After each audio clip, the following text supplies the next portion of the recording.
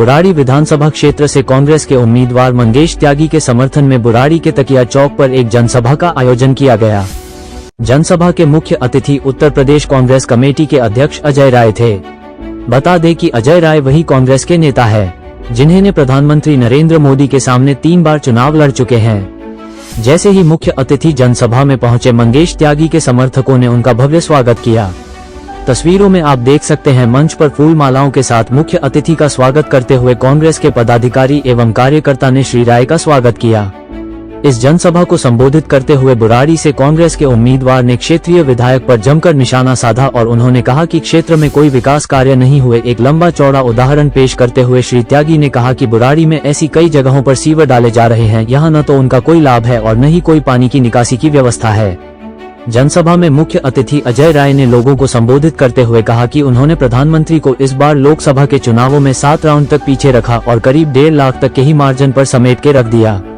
पहले प्रधानमंत्री का जीत का मार्जिन 4,70,000 होता था, जो कि इस बार उनके प्रयासों से 1.5 लाख में ही सिमट कर रह गया। इस जनसभा में युवाओं की एक टीम ने करीब 1,11,000 का चेक सहयोग राशि के तौर पर दिया और एक दूसरे व्यक्ति ने भी मंच पर आकर मंगेश त्यागी के समर्थक ने उन्हें सहयोग राशि का चेक दिया।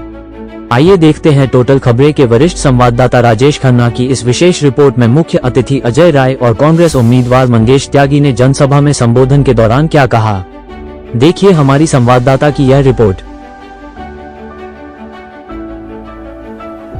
आपको मालूम है मैं यहाँ कांग्रेस का प्रत्याशी हूँ और आपने देखा होगा कि हमारी 15 साल दिल्ली में सरकार रही और शीला जी उसकी मुख्यमंत्री रही।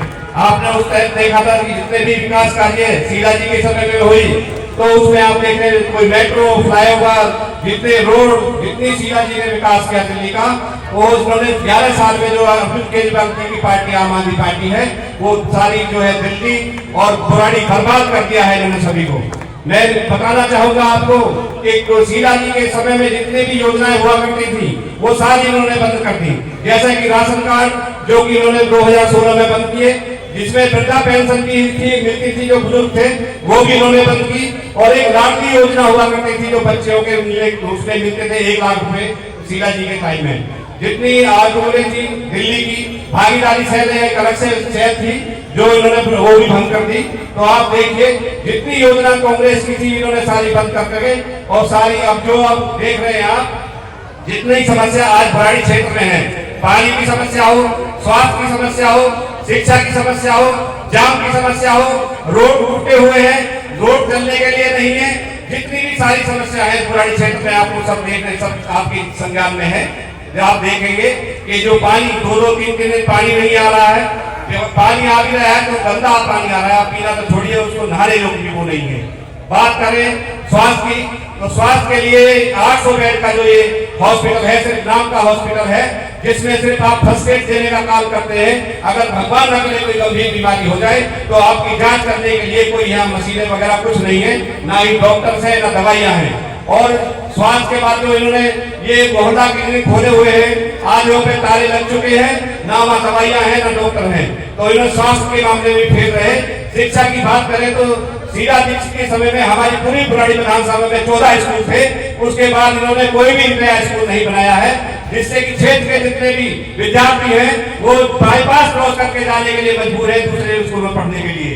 तो स्वास्थ्य में भी फेल रहे, शिक्षा में फेल रहे। आप बात करें विकास की तो मेन रोड आप देख रहे हैं हमारी बुराड़ी विधानसभा क्षेत्र के साथ एक बहुत बड़ा धोखा किया गया है, जो बिना प्लानिंग के ये काम इन्होंने किए हैं, जो सीवर डालने का काम मेन रोड पे किया गया 100 फुटे पे। आप देखिए भविष्य में अगर कभी भी यहाँ देखेंगे आप तो ना ही कभी मेट्रो आ सकती है और ना ही कभी यहाँ फ्लाईओवर बन सकता है। उसका कारण ये है कि बीचों बीच रोड पे इन्होंने ये सीवर बनाने का काम कर दिया है, जिससे कि आप पिलर नहीं खड़े कर सकते अगर मेट्रो बनानी है, और जो अगर फ्लाईओवर बनाने तब भी आप पिलर नहीं खड़े कर सकते। तो बुराड़ी के भविष्य से ये खिलवाड़ किया गया है। ये निकम्मी सरकार, ये आई थी अन्ना आंदोलन, हजारे जी का आंदोलन हुआ, उससे निकल कर ये पार्टी बनी।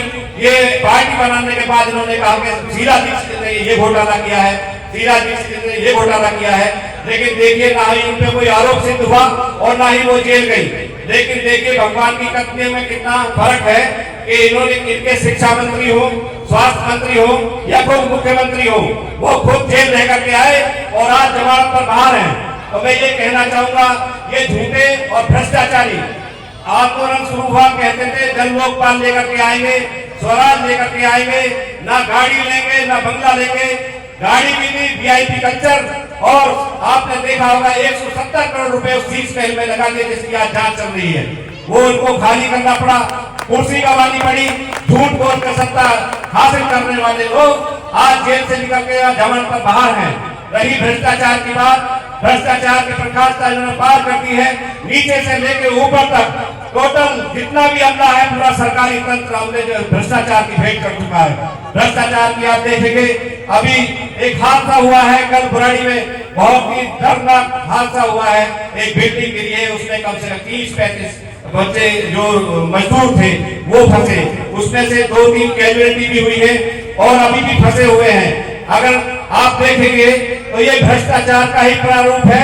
क्या इसमें मनोज तिवारी हो या संजीव झा एमएलए जो आम आदमी पार्टी से हैं या जो काउंसलर हैं, इनकी सबकी मिली भगत है?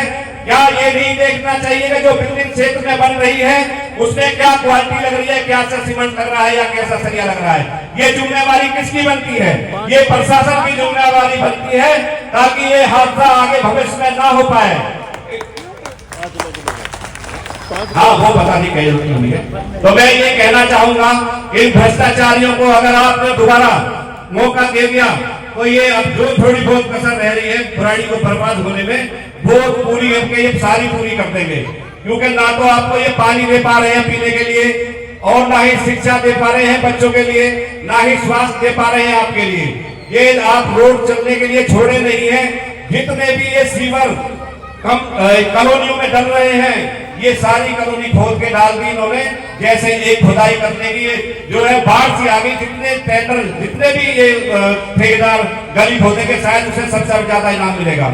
क्योंकि भ्रष्टाचार में लिप्त ये एमएलए यहाँ से विधायक जितनी रोड की सारी खुदबा डाली इन्होंने, और उसमें जो सीवर डालने का काम कर रहे हैं वो अपनी सिर्फ जेब भरने का काम कर रहे हैं। क्योंकि उनका कोई यूज नहीं है, जितने भी सीवर डल रहे हैं ना ही तो वो कनेक्ट किए गए हैं और ना ही उनकी कोई निकासी है जहां से उनका पानी निकल सके।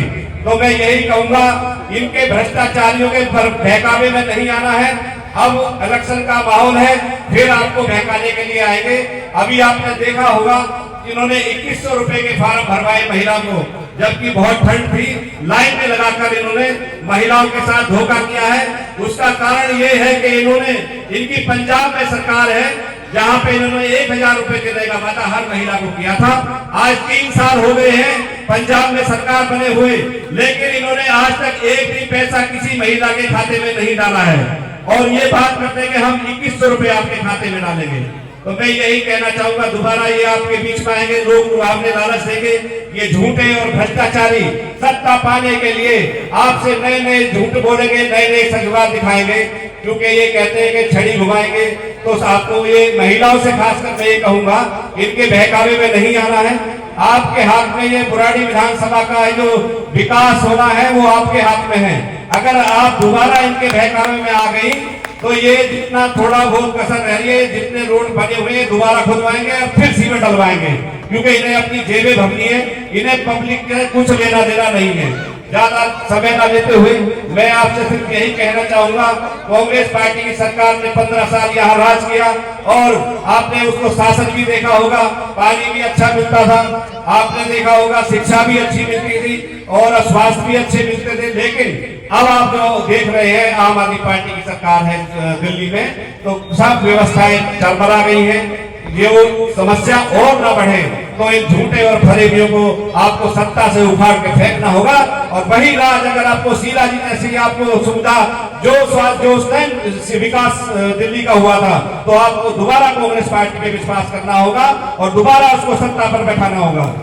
और मैं आपको बता दूं, जो हमारी गारंटी योजनाएं हैं, हमारी 5 गारंटी योजनाएं हमारी सरकार देती है। अगर दिल्ली में सरकार बनती है, पहली योजना जो देती है वो महिलाओं के लिए है, 2500 रुपए महिलाओं का देने का गारंटी देती है अगर दिल्ली में कांग्रेस की सरकार बनती है हर महिला के खाते में। दूसरी जो गारंटी हमारी है, हर वो व्यक्ति 25 लाख रुपए की बीमा पॉलिसी का गारंटी देती है। 25 लाख रुपए तक का आप इलाज फ्री करा सकते हैं उसमें गारंटी योजना में। और तीसरी जो है, जो मेरी ये माताएं बहनें बैठी हैं, आपने देखा होगा हमारी राजस्थान में सरकार थी, वहां बहनों जी की सरकार थी, वहां पे 500 रुपए का सिलेंडर मिलता था राजस्थान सरकार में। तो आपको अगर कांग्रेस की सरकार बनती है, 500 रुपए का सिलेंडर देने का जो गारंटी है वो कांग्रेस सरकार देती है। और चौथी जो गारंटी है, जितने नौजवान युवा हैं, जो बेरोजगार हैं, उनको 8,500 रुपए हर महीना देने की गारंटी दिल्ली की सरकार, कांग्रेस सरकार देती है। और पांचवी गारंटी जो ये आम आदमी पार्टी 200 रुपए यूनिट फ्री बिजली आपको दे रही है, हमारी जो कांग्रेस की सरकार अगर दिल्ली में आती है तो 300 यूनिट देने का वादा याद आपको करती है।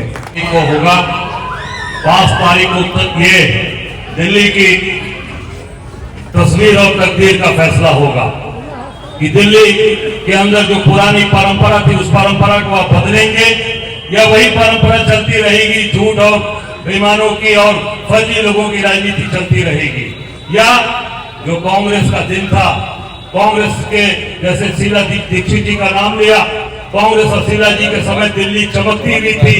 आज हम लोग उत्तर प्रदेश से आते हैं, जब दिल्ली के अंदर आते हैं तो सड़कें लगता ही नहीं कि आज हम देश की राजधानी के अंदर बैठे हैं, लगता है किसी सुदूर गांव में हैं कि दिल्ली की सड़कें ऐसे गाड़ियां हिचकोला खाती हैं जैसे लगता है कि ये देश की राजधानी नहीं, किसी हम दूसरे प्रदेश में आ गए, कहीं दूर आ गए। मुझे आज आप सबसे कहने में गुरेज नहीं कि पूरी ताकत के साथ कांग्रेस को लाइए, कांग्रेस को मदद करिए। कांग्रेस ही ऐसी एक पार्टी है जो गरीबों की बात करती है, साधारण लोगों की बात करती है, जो आज साधारण लोग आज दर की ठोकरें खा रहे हैं, नौकरी कारखाने सब बंद होते जा रहे हैं, रोजगार खत्म होता जा रहा है, महंगाई आप देख सकते हैं कहां जा रही है। आज जमुना जी की बात करते हैं, जमुना जी के लिए आज भाजपा और एक दूसरे के सामने आरोप लगाते हैं आप पार्टी। जितनी जिम्मेदारी अगर अरविंद केजरीवाल की है जमुना जी को साफ करने की, उतनी ही जिम्मेदारी भारतीय जनता पार्टी की भी है, क्योंकि केंद्र में आप बैठे हो, प्रदेश में आप बैठे हो, तो निश्चित तौर से दोनों सरकारें मिलकर काम करेंगी। किसी के लिए तय नहीं होता कि ये नदी प्रदेश के लिए है और ये नदी देश के लिए है, ये नदी हमारी है, उसके लिए प्रदेश और देश दोनों जिम्मेदार। ये झूठी बात मत करो, ये सच्चाई जनता के सामने लाओ, लोगों को बताओ सही बात। हम सब लोग आज आपके बीच में आए हैं, मैं आप सब लोगों से यही आग्रह करूंगा कि अपने मजबूत साथी, मजबूत भाई जो आपके सुख दुख के साथ खड़े रहने वाले हों, जो आपके एक बुलावे पर आपके बीच में हो, निश्चित तौर से उनको चुनाव जिताइए। मजबूत आदमी हैं, आपकी सेवा करेंगे, आपके साथ खड़े रहेंगे।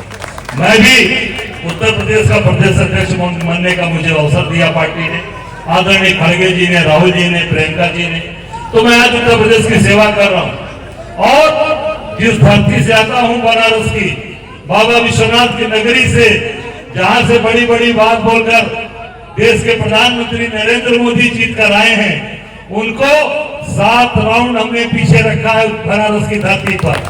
4 लाख नहीं, 4,60,000 वोट। और पहली बार हिंदुस्तान में देश का प्रधानमंत्री पिछड़ा है। प्रधानमंत्री रहते कोई पीछे नहीं रहा, अकेले नरेंद्र दामोदर दास बनारस की धरती पर पीछे रहे। इसलिए कि हम सुख दुख के साथी हैं अपने भाइयों के, पूरी ताकत के साथ अपने लोगों की सेवा करना, अपने लोगों के साथ खड़े रहना, वो हम सबके स्वभाव में है, हम लोगों की सोच में है। हम लोग झूठी बातें नहीं करते। आज महंगाई कहां जा रही है, दाल चावल, खाने के सामान, तेल, सब्जियां, सारी चीज आप देखिए। ये कांग्रेस के समय में आपको सस्ती मिलती थी, आज आप उठाकर देख लीजिए, आज पूरी चीजें महंगी होती जा रही है। शिक्षा, स्वास्थ्य, हर चीज, बिजली के बिल, पानी, सारी चीज आप कहते बिजली ये पानी, अरे पानी बिजली फ्री, आप बाकी लूट तो रहे, पूरा टैक्स लगा रखा है। कौन सा ऐसा टैक्स है जो नहीं लगा रखा है? सारी चीजें आपके ऊपर गिर रही हैं। मैं समझता हूं कि ये सारी चीजों को ध्यान रखते हुए आप कांग्रेस को मदद करिए, कांग्रेस को लाइए और ऐसे व्यक्ति को चुनिए जो आपके समय हमेशा खड़ा रहे, एक आवाज पे आपके बीच में खड़ा रहे। मैं निश्चित तौर से आप सबको हृदय की गहराई से धन्यवाद देना चाहूंगा कि आप सब लोग मंगेश जी के साथ, हमारे साथ, भाई के साथ पूरी ताकत के साथ खड़े रहिए। और सबसे अच्छी बात कि आज जिस गांव में हम हैं, अपने लोगों के बीच में हैं, बुलारी में, आज ये बुलारी गांव की वजह से पूरी विधानसभा का नाम है तो इस प्रतिष्ठा को भी आपको बचाना है, इस प्रतिष्ठा का भी सम्मान आप सबको करना है, क्योंकि आपकी वजह से पूरी विधानसभा का नाम बुराड़ी विधानसभा पड़ा है। तो इसकी सबसे बड़ी इज्जत प्रतिष्ठा आपकी है, उस इज्जत प्रतिष्ठा को आपको रखना है।